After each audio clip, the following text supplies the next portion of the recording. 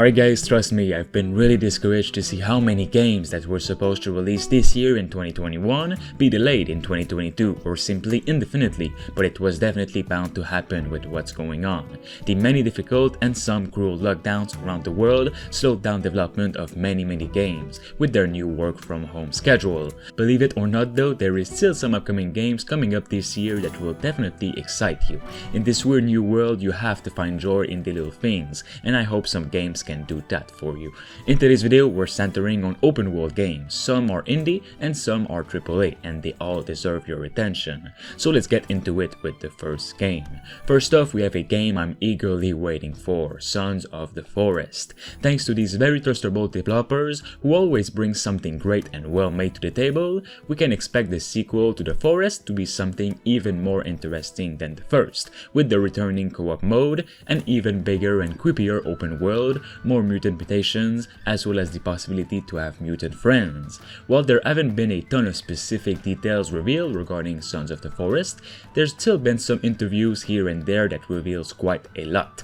Players will have to survive the wilderness and the constant threat of attack by crafting different items and finding shelter. In addition to the day and night cycle from the first game, Sons of the Forest will feature new weather mechanics that will add a lot more to the challenge of survival. According to the developers, the terrain can freeze and become covered in snow, making traversal more difficult. Same thing for rain, storms, and good weather. Everything will affect what's going on with seasons. And night games, the developers also program a new AI tool called Veil, which allows for the creation of some extremely complex behavior, and every character can now become afraid, tired, angry, hungry, thirsty, and so much more, and these influence their decisions. With this new AI engine, it will be up to the player to keep their companions and maybe enemies fed and comfortable. The mutants will also adapt to what you're doing and the traps that you're putting. The enemies you will encounter in this sequel are all new threats, separate from the mutant cannibals of the first installment and much more dangerous. But thanks to you and your squad being soldiers, you will have weapons available if you find them in the world. There is of course going to be a story, and it is a full continuation from the first game, but new players coming in will still feel at home with this sequel. Let me know what you think. Next up, we have The Day Before. Its new gameplay video from just days ago absolutely blew me away. I mean, it's not an extremely massive game, but for something coming out of a random developer that wasn't known before and made only small games in the past, it is extremely surprising and refreshing to see. This is also why some people, like myself, thought it was a scam, as how could a small indie company make something as big like this? But for now, it all seems pretty real, and I'm really excited for it, so we'll see for that. The Day Before is an open-world MMO survival set in a deadly post-pandemic America overrun by flesh-hungry infected and survivors, like players, killing each other for food, weapons, and cars. You wake up alone in a world you no longer remember, setting out to find answers and the resources to survive. The focus is on the big city and its surroundings, but players will also be able to explore farms, vast meadows, small settlements, majestic forests, and snow-capped mountains. It is a detailed world aiming to convey the romance of the post-apocalypse and in which players could live their own stories. Wake up in the morning and make a cup of coffee on your bonfire, and at night, if you are lucky and it starts snowing, the wind will muffle the sounds and you can safely make your way unnoticed to any places, even the most dangerous ones. The game will include not only ordinary cars but also armored vehicles like fast-moving tanks, so be very careful of other players roaming around. The zombies will react to sounds and rely on sight, and if you carry too many things, the sounds you make will be louder and the chance that you will be heard will increase, especially when the zombies are in hordes. Each contact with the infected may be your last. In the world, you can meet anyone and whenever you want, act as you want, cooperate with people, or rob them. It is your choice. And of course, you can loot the defeated players. There is also going to be concentrated PvE places where players will fight AIs, like a very creepy laboratory story and a bunker, for example.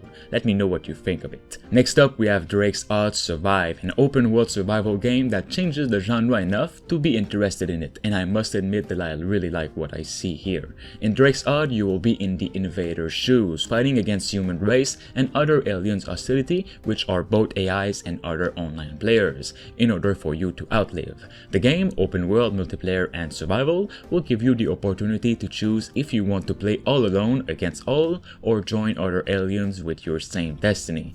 You're thrown into this unknown world you know nothing about, which for the inhabitants is planet Earth. The developers have added several features, such as the alien sense, which help perceiving things in a deeper way, the knowledge points that can be stolen, the brand new AI Possess, through which you can control the enemies strategically exploiting their abilities, and the spaceship, through which you can hook and drag characters and vehicles with its beam of light, but you can also hit your enemies with its powerful laser beam. That will bring your game experience to another level.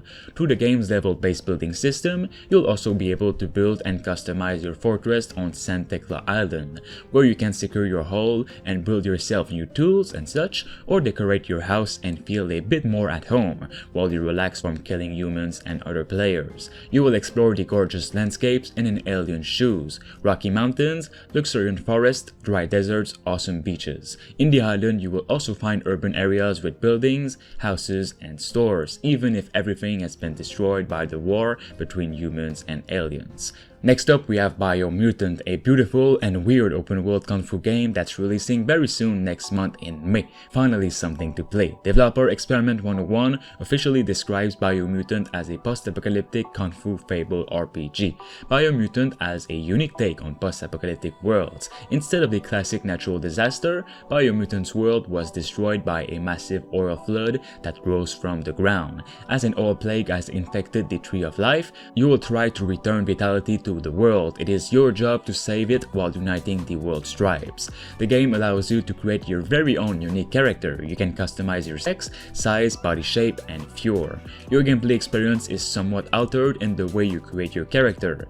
Body weight, for example, affects your movement speed and melee attack damage. It will be up to you to traverse this mutant-filled world and purify the roots, defeating the many enemies and bosses that will be in your way along your adventure to the roots. You will also encounter 6 different tribes, which you can either help or destroy in your quest to save the Tree of Life. Literally every decision you make will change the story. Join this cool tribe where you'll be able to help them destroy the world. Join this other tribe and they might be more kind and will make the world a better place. With a branching storyline that lets you tackle the world as you see fit, Biomutant allows players to do things your own way. You'll be able to collect parts as you travel around the world.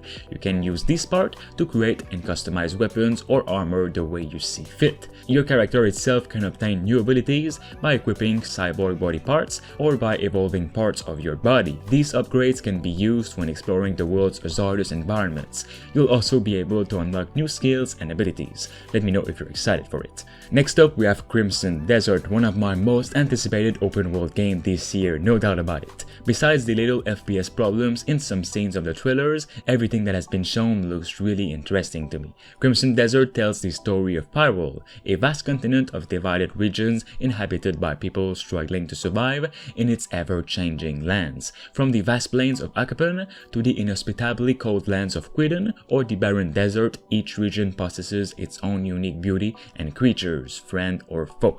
With a vast range of weapons and countless customization options, what you wield and how you wield it all depends on the type of warrior you want to be. Furthermore, the advent of the mysterious art of alchemy has allowed some gifted practitioners to imbue these already deadly weapons with additional abilities. Your character must travel the world if you wish to find the most battle-hardened fighters to form your mercenary company, but to earn the trust of such esteemed warriors, you must first become one yourself. Every mercenary you meet will have their own story to tell, also their own unique reasons for choosing this path. If you wish to save these warriors into an elite fighting unit and hear hear those tales, you will need to earn their respect. Only then they will fight under a single banner, yours. As you traverse Powerwall, you will find that threats abound in all shapes and sizes, be it the so-called just rulers promoting their own distorted brand of justice built on a foundation of death and bloodshed, or the hostile forces threatening your lands both from within and from afar,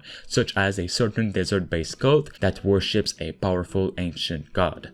Next up, we have Dying Light 2. Yep, this one is still said to be releasing in 2021, and that's according to their brand new devlog, where they also confirmed the game is well into development and going pretty well despite all the development hell rumors. In this sequel, it's been 15 years since humanity lost to the virus. The last great human settlement exists within an unforgiving, infected world plunged into a modern dark age. During the day, bandits, factions, and starving survivors roam the streets scavenging for scraps, or someone to take them from by violence if necessary. At night, the infected roam free, evacuating their dark hideouts to prey on the living. You are Aiden Caldwell, an infected survivor. Your exceptional agility and brutal combat skills make you a powerful ally and a valuable commodity in this dangerous world. You can achieve things no one else can, enter places no one else dares. With your unique abilities, you have the power to be an agent of change within this decaying metropolis. The fate of your city is in your hands.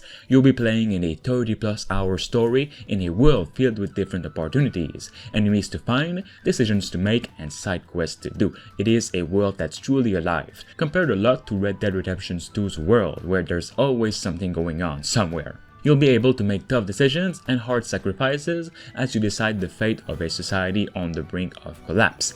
The effect of your choices you'll make will have a huge impact on entire regions of the city, uncovering new land masses and areas to explore.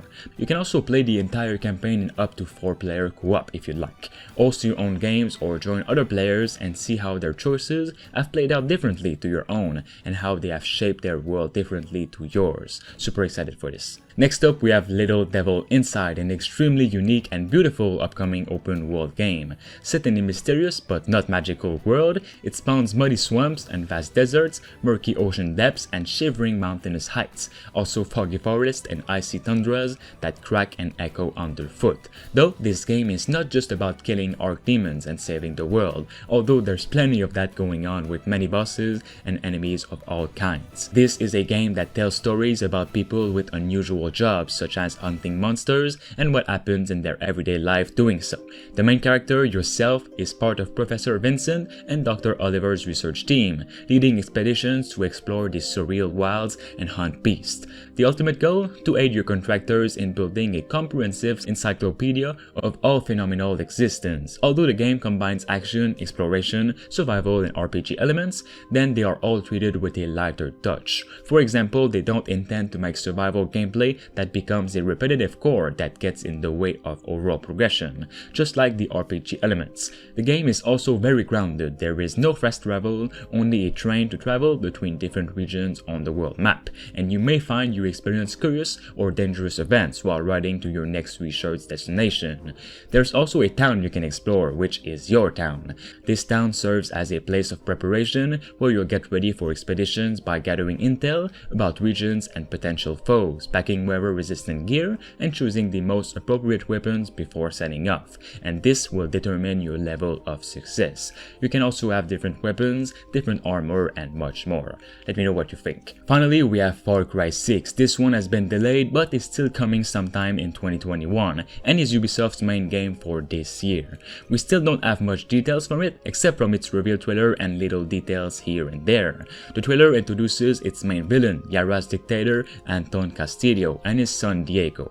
Anton is intent on suppressing a guerrilla revolution by any means necessary, with Diego, his son, following in his footsteps. Ubisoft says that it believes a lot of fans were ready to return to a tropical setting, which is part of what influenced Yara. The nation's living postcard aesthetic and vintage cars were inspired by Cuba. Esperanza is its capital city, the first main urban environment in a Far Cry game, which Ubisoft says will play a bit differently from past environment in a Far Cry game, with a lot of rooftops that are available for a parkour element. Being able to run across rooftops, use back alleys, fight against some of the toughest opponents in the game in this setting will be really unique and fresh, they said. There's also going to be jungles in the world, as well as islands and small villages, explorable by vehicles and horses. Ubisoft says that you'll be able to choose to play Far Cry 6 as a man or woman. You'll be in this dangerous revolution, fighting against the rule of Yara's dictator Anton Castillo, who has been in power for 50 years,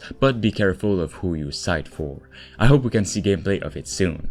Alright guys, that is all for today's video. If you'd like to see more videos on upcoming games like these, make sure you drop a like on it. It really helps. And subscribe to stay tuned. Talk to you all soon. Thanks to Richard Westfall, Bruce Rain 236, Thunderbeard, Kianzo Fagari, Rickno23, Diamond Hunter 45, Themistocles, Space Beer Gaming, and Rush Singbati for being a master member on the channel. You can become a survivor member for as low as 99 cents only by clicking the join button below. This will support me and the channel as a whole to continue making videos on the games that truly deserve it.